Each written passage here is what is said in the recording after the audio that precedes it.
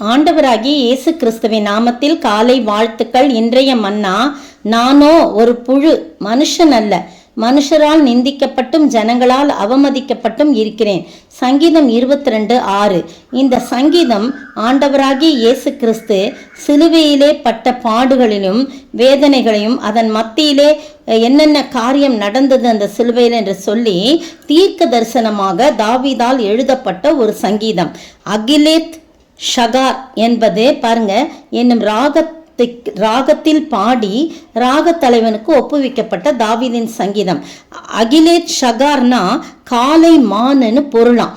அந்த காலையில் வேளையிலே வேட்டையாடப்படும் மானின் நிலையை விளக்குமாறு இந்த சங்கீதம் அமைஞ்சிருக்குது அப்படின்னு போடப்பட்டிருக்கு.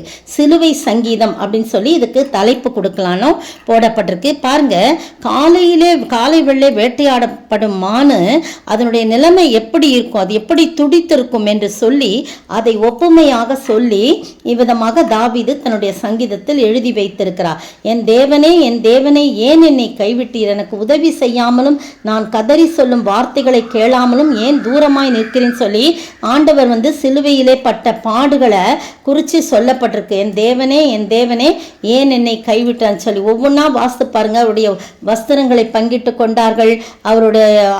நிறைய காரியம் இந்த இடத்துல சொல்லப்பட்டிருக்கு. 18ஆம் வசனத்துல வஸ்திரங்களை தங்களுக்குள் பங்கிட்டு கொண்டார்கள் அப்படின்லாம் சொல்லி போடப்பட்டிருக்கு. அநேக காளைகள் என்னை சூழ்ந்திருக்கிறது, எருதுகள் என்னை வளைந்து கொண்டது அப்படின்னா மேசியாவுக்கு விரோதமாக செயல்பட்ட யூத தலைவர்கள் அவங்களாம். அதே பாருங்க 15ஆம் வசனம், என் பலன் ஓட்டை போல காய்ந்தது, நாவும் மேல்வாயோட ஒட்டி கொண்டதுன்னா அவருடைய தாகத்தை குறித்ததாக காணப்படுகிறது. நிறைய காரியம் ஆண்டவருடைய சிலுவை பாடுகளை குறித்து தான் சொல்லப்பட்டிருக்குது. நானோ ஒரு புழு, மனுஷன் அல்ல அப்படின்னு சொல்றார்.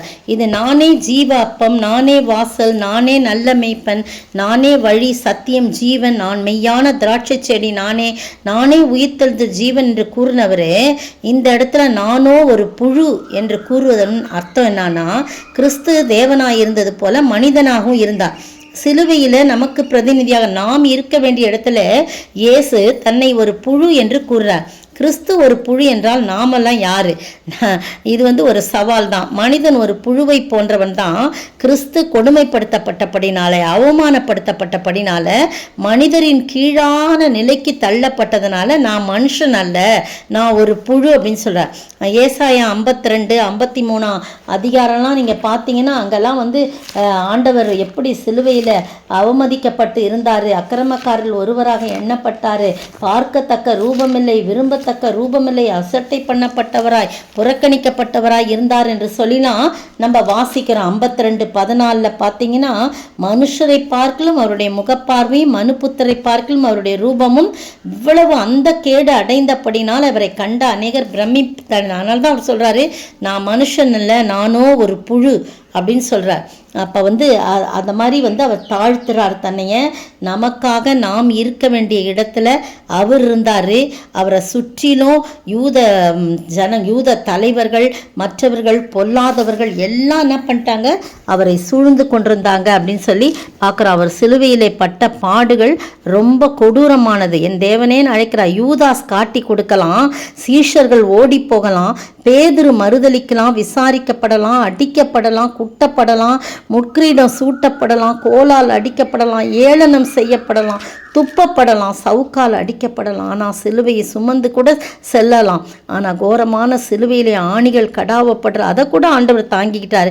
இது ஒன்றுமே இயேசு கலங்கவில்லை, கதறல்ல. ஆனால் பிதாவிடம் பிரிக்கப்பட்ட போது அவர் என் தேவனே ஏன் என்னை கைவிட்டீர், மற்றவர்களாம் கைவிடலாம், நீங்கள் ஏன் கைவிட்டீங்கன்னு கதறதை நம்ம பார்க்குறோம். அதெல்லாம் சொல்லிட்டு தான் நானும் ஒரு புழுவாக இருக்கிறேன், உங்கள் சித்தத்தை நான் நிறைவேற்ற ஆண்டவரே, நான் மனுஷன் அல்ல, ஐயோ ஒரே பேரான மகனை கைவிட நேர்ந்தது சொல்லி பிதாவும் என்ன பண்ணிருப்பாரு, துடித்து போயிருப்பார். ஆனா வேற வழி இல்லை, கைவிடப்படுவதன் வேதனையை அனுபவித்தனால நான் உன்னை விட்டு விலகுதலை, உன்னை கைவிடுவதில்லை என்று சொல்லி அவர் வாக்குறுதி கொடுக்கிறார் நமக்காக வேண்டி.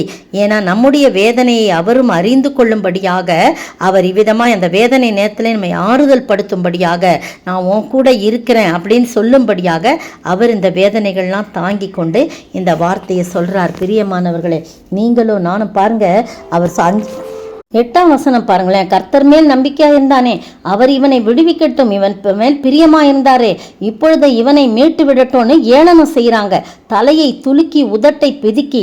இந்த வசனம் பாருங்க, மார்க் 15:29 மத்தேயு 27:39 இருக்கு. தலையை துலுக்கி தேவாலயத்தை 3 நாள் இடித்து கட்டுறவன் சொன்னானே, இவன் தன்னைத்தானே ரட்சிக்கட்டோன்னு சொல்றாங்க. இந்த ஏளனம் செய்கிறவர்கள் தான் நாய்களுக்கு ஒப்பிடப்படுறாங்க 16ஆம் வசனத்துல. அப்புறம் பார்த்தீங்கன்னா, என் கால்களையும் கைகளையும் உருவ குத்தினார்கள், என் ஆத்மா பட்டயத்திற்கும் எனக்கு அருமையானதை நாய்களின் துஷ்டத்தனத்துக்கும் தப்புவியும் அப்படின்னு சொல்றார். சிங்கத்தின் வாய்ந்து ரட்சியன்னு சொல்றார். சிங்கம்ன்றது பார்த்தீங்கன்னா அதுலேயும் சாத்தானின் சூழ்ச்சிகளை குறித்து சொல்லப்படுது. இந்த அருமையான வேளையிலே நானோ ஒரு புழுன்னு இயேசுவே தாழ்த்தான்னா நம்ம என்ன செய்ய முடியும்? நம்மளை தாழ்த்தணும். பிரியமானவர்களே, நம்மை தாழ்த்தும் போது இயேசு நம்மை உயர்த்துகிறவராய் இருக்கிறார். அவரே சிலுவையில் தன்னை தாழ்த்தினார், சிலுவையின் மரண பரியந்தம் நம்மை தாழ்த்தினார்.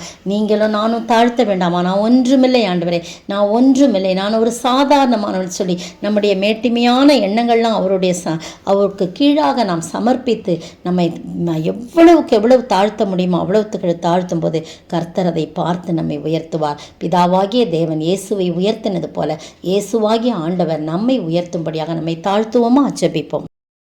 தேவனே, நான் மனுஷன் அல்ல, ஓர் புழுவாய் எண்ணப்படுகிறேனே, நிந்தையாலும் ஏளனத்தாலும் கதறி உம்மை பார்க்கிறேனே, நான் கதறி உம்மை பார்க்கிறேனே. தேவனே, என்னை என் கைவிட்டீரோ என்று இயேசு கதறினாரே, பாவத்தால் பிதாவின் முகத்தையும் பார்க்கவும் முடியவில்லையோ, அவர் பார்க்கவும் முடியவில்லையோ. சோத்தரிக்கிற ஆண்டவரே, துதிக்கிற ராஜா, எத்தனை கர்த்தாவே நிந்தைகள், அவமானங்கள். நானோ ஒரு புழுன்னு உங்களை தாழ்த்துறீங்களே, மனுஷன் அல்லன்னு சொல்கிறீங்களே, நாங்கள்லாம் ஏமாத்துறோம் ஆண்டவரே. எங்களுக்காய் அப்படிப்பட்ட ஒரு ஈனமான ஒரு புழுவாய் நீர் எண்ணப்பட்டீரே ஆண்டவரே. நாங்கள்லாம் எவ்வளவு தாழ்த்த வேண்டும். நாங்கள் இருக்க வேண்டிய இடத்துல நீங்கள் இருந்தீங்க ஆண்டவரே. இன்னுமாய் நாங்கள் தாழ்த்தணும் ஆண்டவரே. பிதா உம்மை உயர்த்தினார், அதுபோல நாங்கள் தாழ்த்த நீர் எங்களை உயர்த்துகிறவராயிருக்கிறீர். உடைய கரத்திலே ஒப்பு கொடுக்கிறோம், தாழ்த்துகிறோம். இயேசுவின் நாமத்தில் பிதாவே, ஆமேன். நேற்றைய பதில், அறுப்பு காலம் வருகிறதற்கு இன்னும் 4 மாதம் செல்லும் என்று இயேசு சொன்னார். யோவான் 4:35. இன்றைய கேள்வி, உன் குமாரன் பிழைத்திருக்கிறான் என்று இயேசு சொன்ன மணி நேரம் என்ன? உன் குமாரன் பிழைத்திருக்கிறான் என்று இயேசு சொன்ன மணி நேரம் என்ன?